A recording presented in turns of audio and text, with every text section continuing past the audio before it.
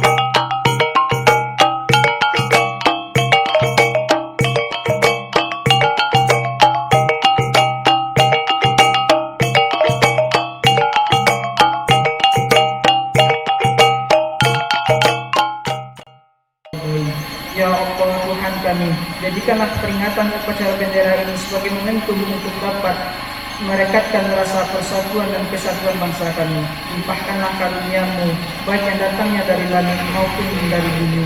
Rabbana atina fid dunya hasanah wa fil akhirati hasanah.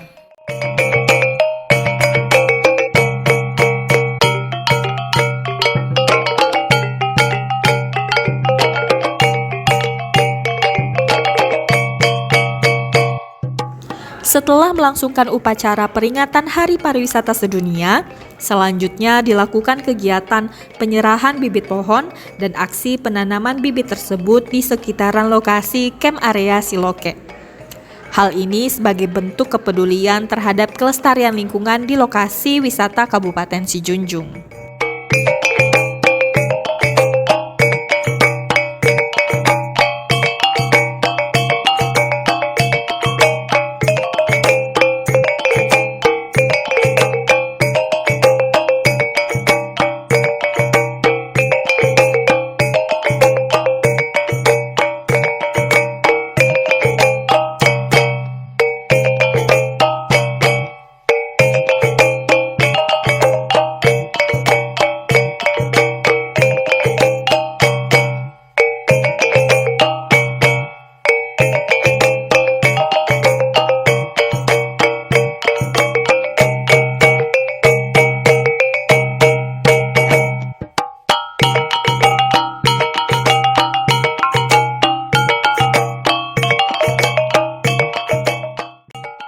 Rangkaian kegiatan peringatan Hari Pariwisata Sedunia di Kabupaten Sijunjung ini ditutup dengan makan siang bersama, serta melihat penampilan tari kolosal tradisi masyarakat Siloke oleh murid SDN 11 Siloke, yaitu Tari Mandulang Ameh.